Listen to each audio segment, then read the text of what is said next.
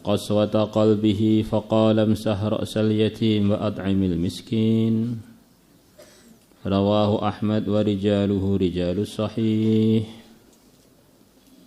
Di dalam diri manusia itu ada hati, yang mana hati ini adalah tempatnya iman, tempatnya hidayah, tempatnya niat-niat kebaikan. Begitu juga sebaliknya, tempatnya kemunafikan, tempatnya niat yang buruk di hati. Maka hati itu kalau baik, ya akhirnya tubuh semuanya akan jadi baik. Kalau hati buruk, maka yang terjadi adalah keburukan-keburukan akan digerakkan dari hati menuju anggota tubuh semuanya. Maka di antara tanda hati itu mulai gawat, kondisinya gawat darurat, adalah kalau hati itu mulai keras, dengan nasihat tidak peduli, dengan surga enggak tertarik, dengan neraka enggak takut, dengan pahala tidak gubris, dengan siksa enggak peduli. Maka ada seorang sahabat datang pada Nabi mengeluhkan, "Ya Rasulullah, hati saya ini kok keras, minta arahan." Maka Nabi berikan 2 amalan untuk melembutkan hati, yaitu usaplah kepalanya anak yatim dan berikanlah makan kepada orang miskin. Ini salah satu arahan Nabi untuk orang itu biar hatinya lembut. Mungkin kita ini sudah usaha, wirid ini sudah, puasa sudah, ngaji sudah, kok masih keras saja hatinya. Mungkin 2 ini yang belum kita praktekkan.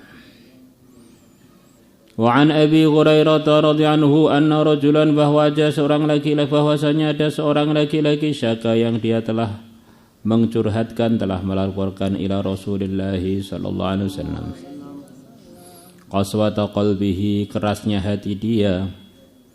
Faqal, maka Nabi bersabda, imsah ra'sal yatim, usaplah kepalanya anak yatim, wa at'imil miskina, dan berikanlah makan kepada orang miskin.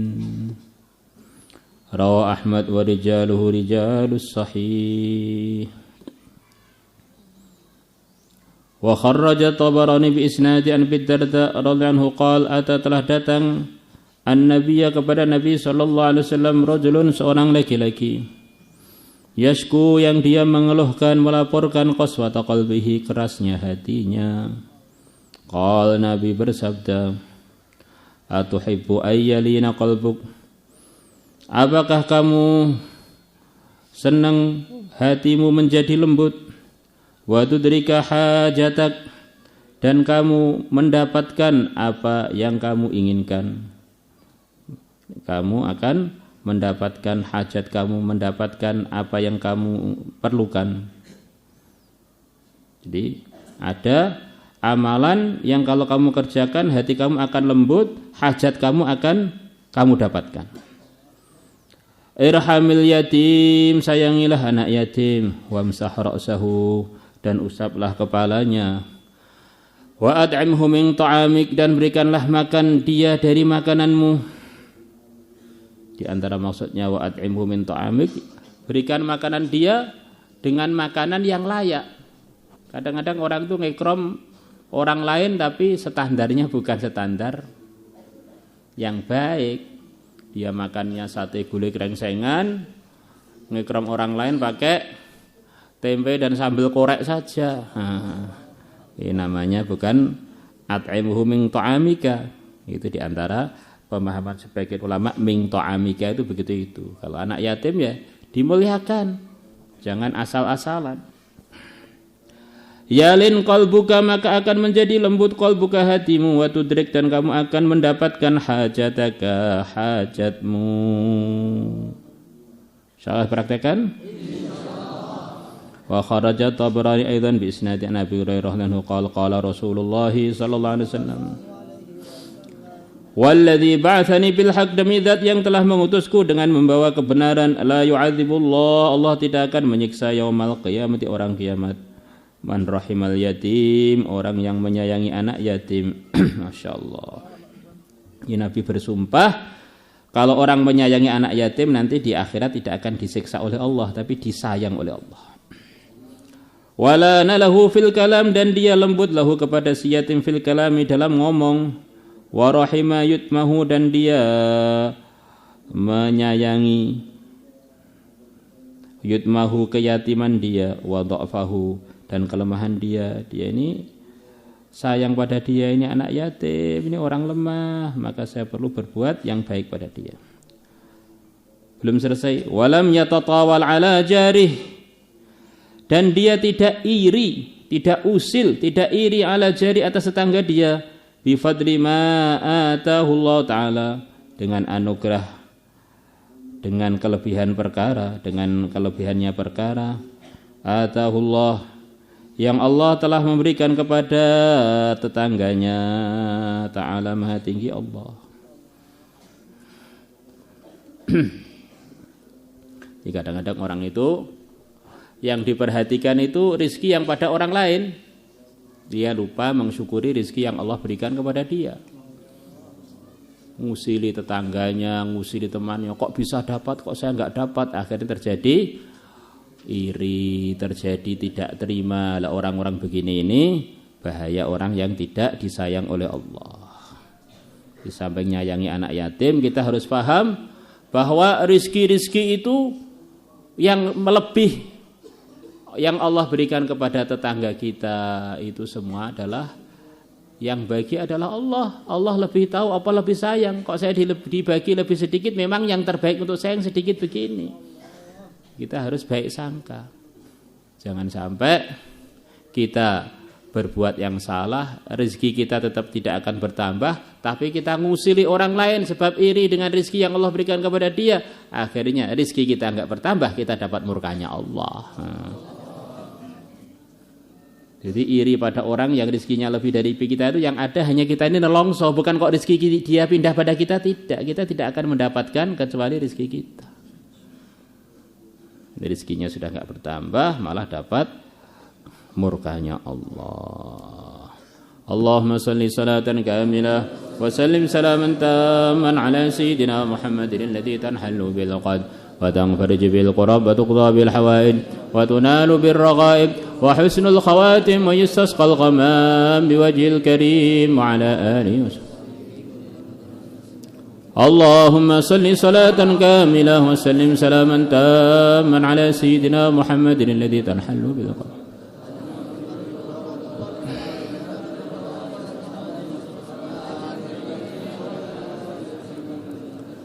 اللهم صل صلاة كاملة وسلم سلاما تاما على سيدنا محمد الذي تنحل بالقلب وتنفرج بالقرب وتقضى بالحوائج ونال بالرغائب وحسن الخواتم ويسقى الغمام يجل الكريم.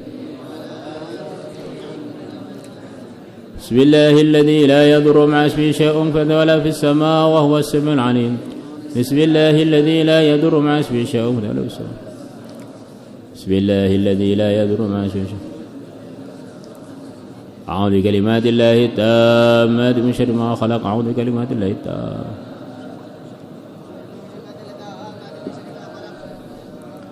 أعوذ بالله السميع العليم من الشيطان الرجيم. أعوذ بالله السميع العليم من الشيطان الرجيم. أعوذ بالله والله الذي لا إله إلا هو عالم الغيب والشهادة والرحمن الرحيم. والله الذي لا إله إلا هو الملك القدوس السلام. والله الخالق البارئ المصور الأسماء الحسنى يسبح له ما في السماوات. بسم الله الرحمن الرحيم. قل والله أحد الله الصمد لم يلد ولم يولد ولم يكن له كفوا أحد. بسم الله الرحمن الرحيم. قل والله أحد الله الصمد. بسم الله الرحمن الرحيم. قل والله أحد الله الصمد لم يلد ولم يولد ولم يكن له. بسم الله الرحمن الرحيم. قل أعوذ برب الفلق من شر ما خلق ومن شر غاسق ومن شر النفاثات في العقد. بسم الله الرحمن الرحيم. قل أعوذ برب الفلق من شر ما خلق ومن شر غاسق Bismillahirrahmanirrahim. Qul a'udzu birabbil falaq min syarri ma khalaq wa min syarri ghasiqin idza waqab wa min syarri naffatsat. Bismillahirrahmanirrahim. Qul a'udzu birabbin nas, malikin nas, ilahin nas, min syarril waswasil. Bismillahirrahmanirrahim. Qul a'udzu birabbin nas, malikin nas, ilahin nas, min syarril waswasil khannas alladzi yuwaswisu fi sudur. Bismillahirrahmanirrahim. Qul a'udzu birabbin nas, malikin nas, ilahin nas. Bismillahirrahmanirrahim. Inna anzalnahu fi lailatul qadr wa ma adraka ma lailatul qadr. Lailatul qadri khairun min alfi syahr. Tanazzalul malaikatu war ruhu fiha. Bismillahirrahmanirrahim. Inna anzalnahu fi lailatul qadr wa ma adraka ma lailatul qadr. Lailatul qadri khairun min alfi syahr. Tanazzalul malaikatu war ruhu fiha. Bismillahirrahmanirrahim. Inna anzalnahu fi lailatul qadr.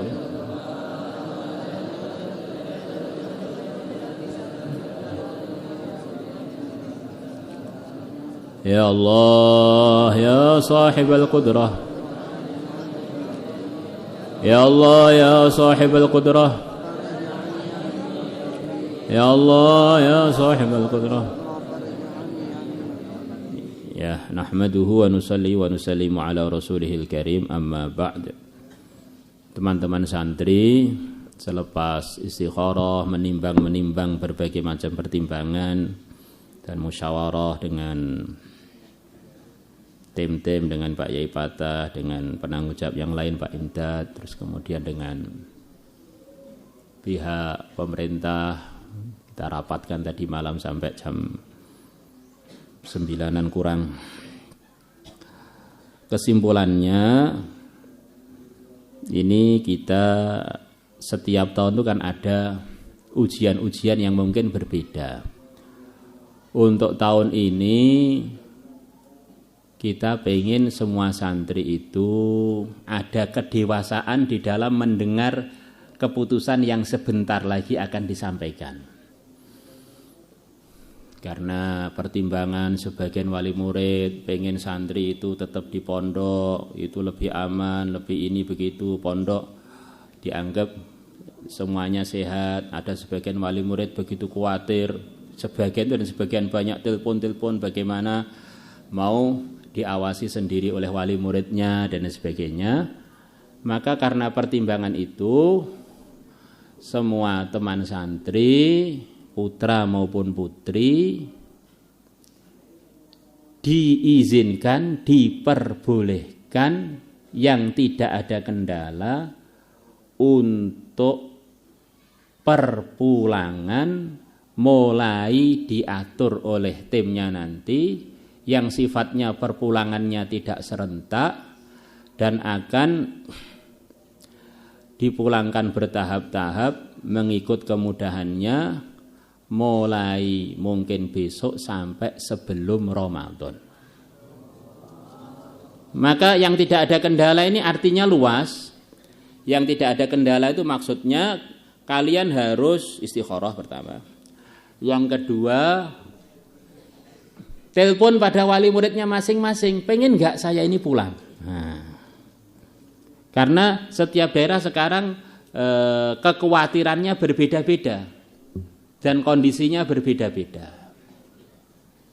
Jadi kita pakai jalan tengah-tengah yang tidak terkendala, wali muridnya siap untuk menerima dan wali muridnya siap untuk mengawasi, itu kita izinkan untuk perpulangan. Yang terkendala, kita terus program di pondok dengan kehati-hatian dan dengan tingkatan istighatsah, dan kita tingkatkan tawakal dan juga ikhtiar zahir kita tingkatkan. Sebagaimana yang telah disampaikan panjang lebar oleh pengurus-pengurus, oleh ustadz-ustadz di komplek masing-masing. Kemudian yang terkendala itu termasuk juga dari yang sekian banyak orang, seribuan santri foreign yang dari 12 negara lebih, itu juga rata-rata anak-anak foreign itu negaranya tidak menerima kepulangan mereka. Maka anak-anak foreign berarti kurang lebihnya, kecuali negara yang khusus, tidak ada perpulangan. Kemudian begitu juga zona-zona merah, yang sementara ini mereka sendiri pemerintahan setempat memang tidak siap untuk menerima. Yaitu seperti daerah Aceh katanya nggak siap menerima. Kemudian daerah Padang nggak siap menerima. Kemudian daerah Jambi nggak siap menerima. Keputusan resmi dari pemerintah mereka, semua yang sedang melancong ke luar daerah tidak diterima mudik di kampungnya masing-masing di provinsi-provinsi yang barusan disebutkan, itu setahu kami. Begitu juga yang daerah Jabodetabek itu kemungkinan besar juga tidak mengizinkan orang-orang dari luar walaupun kita pelajar untuk pulang ke sana. Maka karena ada kendala-kendala begitu itu, tidak semua pengumuman ini berlaku untuk setiap santri. Untuk yang tidak terkendala, maka yang terkendala tidak boleh dipaksakan.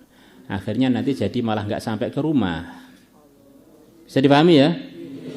Ini penting. Jadi kita berharap nanti santri itu dengar begini ini, mikir dengan cerdas, mikir dengan istikharah, saya ini baiknya pulang apa tidak. Karena pelajaran akan terus kita teruskan dengan mengelola teman-teman santri yang tidak pulang. Dan yang pulang arahannya begitu itu hanya daerah-daerah yang tidak terkendala. Kalau daerah yang tidak terkendala lebih banyak, ya ahlan wa sahlan. Kalau yang terkendala lebih sedikit, juga ahlan wa sahlan. Kesimpulannya kami membolehkan, mengizinkan untuk kepulangan dimulai dari besok sampai menjelang Ramadan. Kemudian amalan-amalan harian yang telah kalian dapatkan yaitu ayat hifzi. Kemudian setiap lepas sholat hari-hari ini ada doa-doa khusus untuk penjagaan, kalian teruskan. Dan berjemur kalian teruskan. Terus dengan teman-teman renggang-renggang 1 meter atau 10 meter juga ahlan wa sahlan. Nah, itu diteruskan kehati-hatian itu. Terus nanti kalau sampai ke rumah, ini terutama bagi santri-santri yang baru pulang, jangan kaget kalau orang kampungnya kadang-kadang khawatir. Akhirnya kita perlu ngisolasi diri 2 mingguan, 2 Jumatan di rumah, nggak usah keluar kemana-mana, semuanya dikerjakan di rumah. Selepas orang kampung hilang was-wasnya kita baru keluar, ahlan wa sahlan.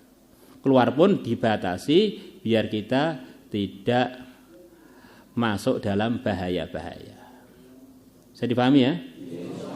Karena kemarin ada teman-teman pulang ke rumah di daerah dekat-dekat sini, dianggap dia ini baru safar, pulang ke rumah, begitu masuk masjid, semua orang di masjid lari tunggang langgang karena ini beneran, ini cerita beneran. Tadi malam juga ada orang mau pulang ke rumah sehat walafiat, dicek kesehatan sehat walafiat, orang Madiun baru pulang dari negeri jauh, sudah lockdown, sudah periksa ke dokter selengkap semua.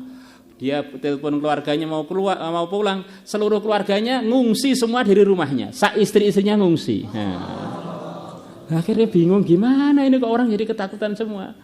Maka kalian harus dewasa, terutama santri-santri yang belum terlalu gede itu, baru gede itu, santri baru gede, santri-santri utara atau santri-santri putri nggak pernah gede,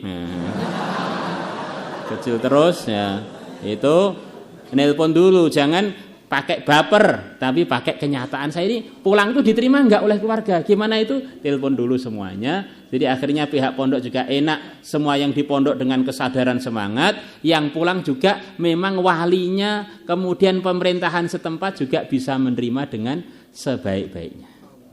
Kita nanti akan koordinasi dengan kepolisian itu untuk bis-bisnya itu bisa sampai ke tempat tujuan tentu saja yang tidak istilahnya sekarang mungkin zona-zona merah itu. Kurang lebih begitu, paham? Kemudian di setiap daerah kondisi kekhawatiran masyarakat itu beda-beda. Mungkin di sebagian daerah sampai sholat jamaah pun nggak ada di masjid, sholat Jumatan pun nggak ada di masjid. Maka santri-santri jangan bikin ngejos yang tidak bermanfaat. Rasulullah itu dalam sejarahnya di Mekah pernah sholatnya nggak di masjid sekian lama. 3 hari sebelum beliau wafat, 3 hari penuh sholatnya nggak di masjid karena beliau ada uzur, yaitu sakit keras. Padahal rumah beliau dengan masjid gandeng rumah Sayyidah Aisyah. Enggak Jumatan gimana Pak, tempat saya ini sehat-sehat aja. Pokoknya kamu ikuti kondisi masyarakat setempat bagaimana. Ini dianggap ada uzur oleh para ilmuwan, dianggap ada uzur. Ini urusan ini sepakat, daerah-daerah yang sudah enggak berani Jumatan kalian jangan nyalahkan. Karena perasaan orang yang khawatir ini, wabah ini benar-benar mengerikan. Kok wabah mengerikan? Kita ini sudah berangkat Jumatan ke masjid, laki-laki ya sudah berangkat Jumatan. Tengah-tengah berangkat atau sudah sampai tempat tiba-tiba perus mules loh. Kita diizinkan, malah nek perlu diwajibkan keluar dari masjid, kalau enggak bonjol di masjid toh. Padahal risikonya berak di masjid paling apa ya? Paling kotor semua. Ini kalau wabah ini perasaan orang-orang itu lebih dari itu, bisa copot nyawanya gitu. Bukan sekedar urusan kebelet ngising. Ya, ini gambaran mudahnya begitu itu. Jadi perasaan orang itu uzurnya itu Masya Allah. Jadi sudah melebihi ngudur ngising lipet-lipet gitu loh. Kita ini nggak ada ngudur apa-apa ke masjid, mau ngising ya langsung keluar sampai di WC sampai selesai Jumatan nggak dosa. Karena apa? Karena gara-gara perut. Nah, ini gara-gara lebih dari itu perasaan orang-orang yang sedang khawatir itu. Maka tidak usah terus wah ini orang-orang ini belum tauhidnya belum mantap ini akhirnya.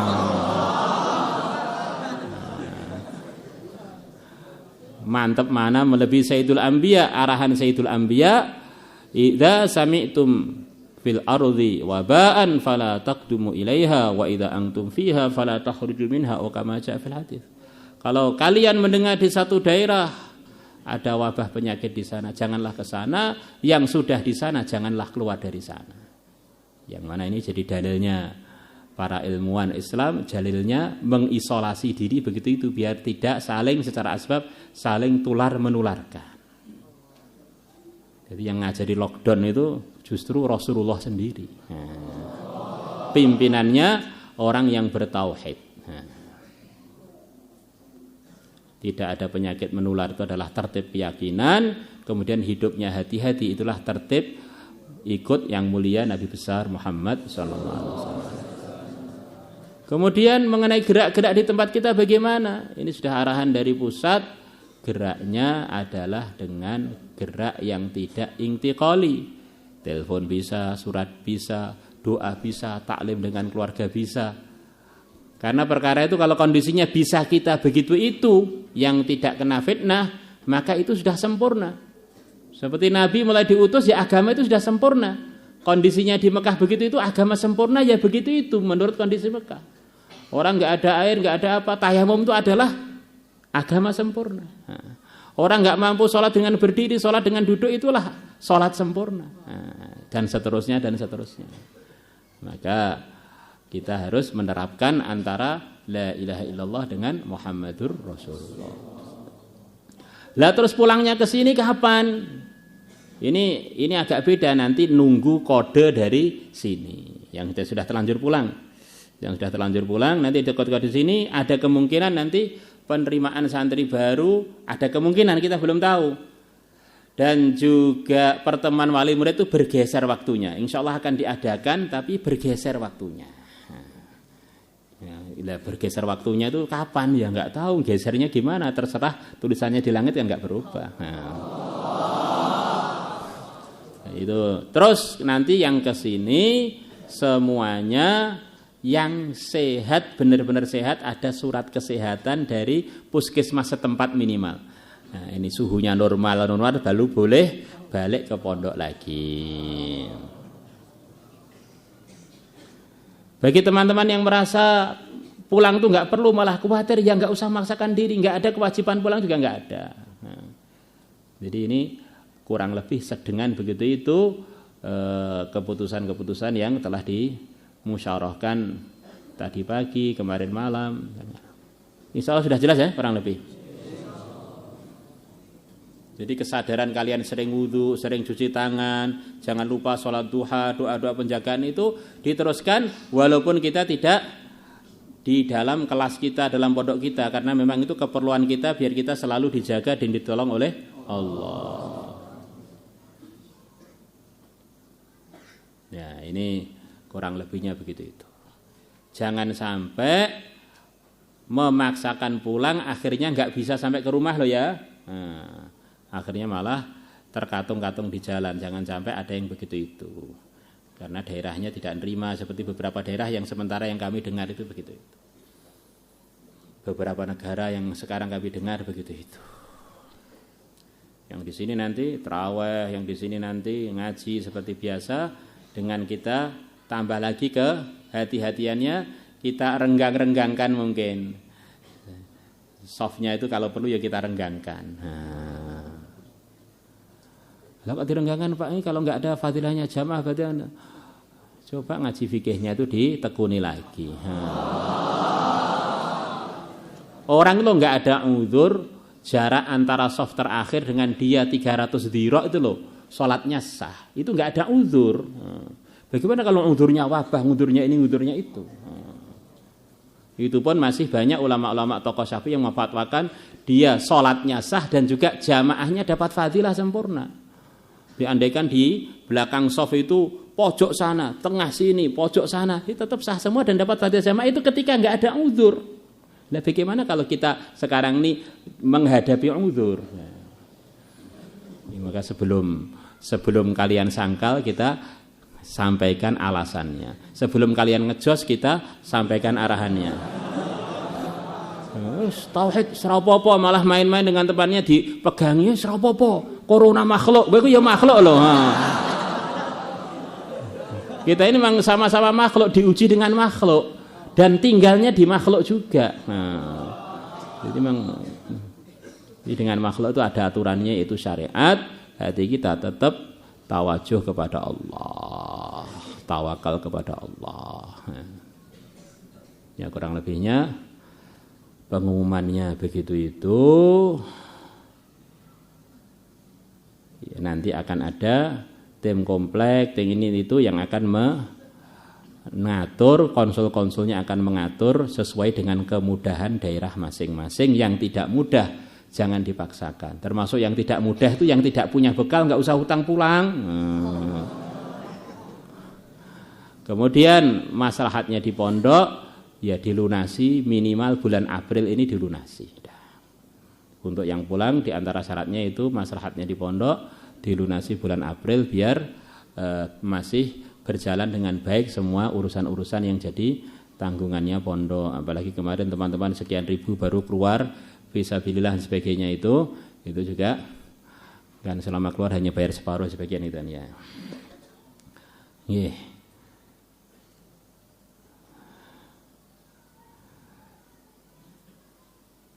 Kemudian nanti sampai ke rumah, kehati-hatiannya nggak usah salaman dengan orang tua. Darurat. Selepas 14 hari baru salaman. Kadang-kadang kita ini kan dari daerah Arabi, dari daerah desa gitu loh, nggak paham. Nanti orang tua dia ini sekarang saya masih mengasah ilmu, belum boleh pegangan sebelum 14 hari. Biar benar-benar kita selamat, orang tua kita selamat.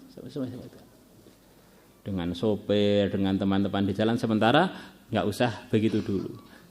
Kan sunnah itu sempurnanya assalamualaikum, salam, kemudian musafahah. Sempurnanya ini sudah bagian dari sunnah adalah salam.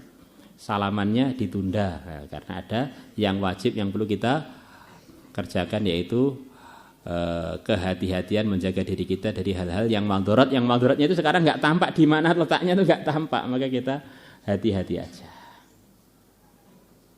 Gimana? Insyaallah? Insyaallah. Karena kadang-kadang orang Indonesia itu baperan, terbawa perasaan, apalagi santri-santri sebagian daerah itu memang perasaannya lebih maju daripada kehati-hatian. Nanti kadang-kadang di rumah sudah disambut ibunya di itu atau disambut ayahnya. Terus di Pondok Putri mungkin sebagian dijemput orang tuanya, sementara ditunda dulu salamannya. Nah, salaman dengan dadanya masing-masing dah. Ini kehati-hatiannya begitu, dah. Orang hati-hati itu bagus biar santri ini juga jadi contoh untuk dirinya dan untuk masyarakatnya. Mondok di Magetan ternyata ngajarkan hakikat dan syariat, bukan ngajarkan ngejos tok, enggak ada syariatnya atau syariat tok, enggak ada tauhidnya, tidak begitu. Itu semuanya dikerjakan dengan baik, akhirnya agama Islam terwujudkan di dalam kehidupan, akhirnya jadi indah, akhirnya dapat hidayah dan jadi asbab hidayah. Begitu? Nah, ya kalian mulai lepas ini bisa telepon pada orang tuanya, saya ini kepulangannya diharapkan enggak sih? Nah. Penting itu, harus terus terang, jangan maksa ayahnya, jangan maksa ibunya, apa adanya. Kira-kira mengkhawatirkan enggak kepulangan saya ini, Pak, Bu? Nah, nanti malah merepotkan enggak? Orang kampung bisa menerima kami enggak? Yang seperti itu untuk kehati-hatian semuanya. Assalamualaikum warahmatullahi wabarakatuh. Salatullah